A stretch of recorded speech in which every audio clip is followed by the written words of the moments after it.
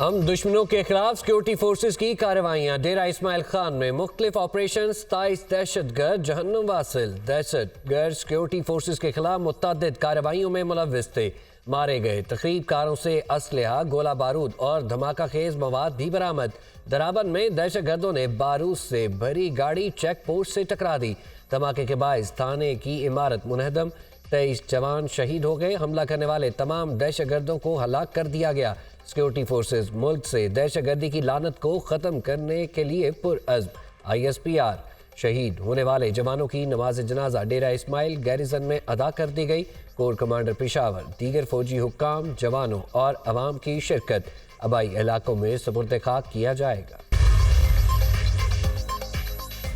دہشت گردی میں افغان عناصر کے ملوث ہونے کا معاملہ، پاکستان کا افغان عبوری حکومت سے شدید احتجاج۔ افغان ناظم الامور دفتر خارجہ میں طلب، احتجاجی مراسلہ حوالے کیا گیا۔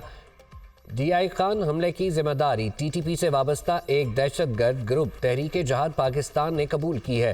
حملے کے نتیجے میں 23 سیکورٹی اہلکاروں کی شہادت ہوئی۔ افغان حکومت دہشت گرد گروہوں اور ان کی پناہ گاہوں کے خلاف فوری طور پر کارروائی کرے۔ حملے کے مرتکب افراد اور TTP کی قیادت کو پکڑ کر حکومت پاکستان کے حوالے کیا جائے۔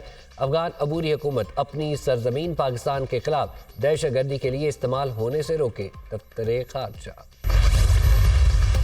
نواز شریف کو عدالت سے ایک اور بڑا ریلیف۔ اسلام آباد ہائی کورٹ نے سابق وزیر اعظم کو العزیزیہ ریفرنس میں بری کر دیا۔ قائد مسلم لیگ نون کی العزیزیہ ریفرنس سے سزا کے خلاف اپیل منظور۔ عدالت نے احتساب عدالت کا فیصلہ کالعدم قرار دے دیا۔ چیف جسٹس عامر فاروق کی سربراہی میں 2 رکنی بینچ نے محفوظ فیصلہ سنا دیا۔ عدالت نے العزیزیہ کیس ریمانڈ بیک کر کے ری ٹرائل کرنے کی نیب کی استدعا ایک بار پھر مسترد کر دی۔ سابق وزیر اعظم نواز شریف عدالت میں پیش ہوئے۔ احتساب عدالت نے العزیزیہ ریفرنس میں نواز شریف کو 7 سال قید اور جرمانے کی سزا سنائی تھی۔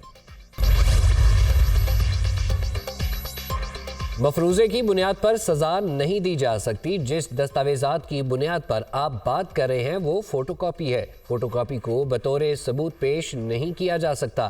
اگر اس دستاویزات کو درست مان بھی لیا جائے تو بھی ثابت نہیں ہوتا کہ نواز شریف کا العزیزیہ اور ہل میٹل سے کوئی تعلق ہے۔ اپنے وقت کے یہ مشہور زمانہ کیسز ہیں، کچھ تو پروسیکیوشن اور JIT نے کیا ہوگا۔ چیف جسٹس اسلام آباد ہائی کورٹ عامر فاروق کے ریمارکس۔ واجد ضیاء نے تجزیہ کیا کہ نواز شریف ہی اصل مالک ہیں۔ ہمارا کیس ہی واجد ضیاء کے تجزیے کی بنیاد پر ہے۔ نیب پروسیکیوٹر واجد ضیاء تو خود مان رہے ہیں کہ ملکیت ثابت کرنے کا کوئی ثبوت نہیں۔ اس دستاویزات سے کچھ ثابت نہیں ہوتا۔ چیف جسٹس عامر فاروق۔ ایک وزیر اعظم کو نااہل قرار دینے کے لیے جھوٹے مقدمات انجام کو پہنچ رہے ہیں۔ پاکستان نواز شریف کی قیادت میں ایک بار پھر ترقی کرے گا۔ ضائع ہونے والے 7 سال پاکستان کی ترقی اور خوشحالی کے لیے نقصان دہ ثابت ہوئے۔ صدر نون لیگ شہباز شریف کا رد عمل، جعلی اور جھوٹے مقدمات کی حقیقت عوام کے سامنے آ گئی۔ ان فیصلوں سے ملک کا ناقابل تلافی نقصان ہوا۔ انشاءاللہ نواز شریف چوتھی بار عوام کے ووٹ سے وزیر اعظم بنیں گے۔ انہوں نے معاملہ اللہ پر چھوڑا تھا، اللہ تعالیٰ نے انہیں سرخرو کیا۔ نون لیگ کی مرکزی سیکرٹری اطلاعات مریم اورنگزیب کا ٹویٹ۔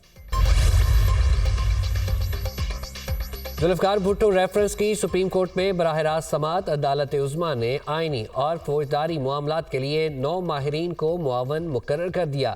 جسٹس ریٹائرڈ منظور ملک، خواجہ حارث، سلمان صفدر، رضا ربانی، خالد جاوید، زاہد ابراہیم اور یاسر قریشی بھی معاون مقرر۔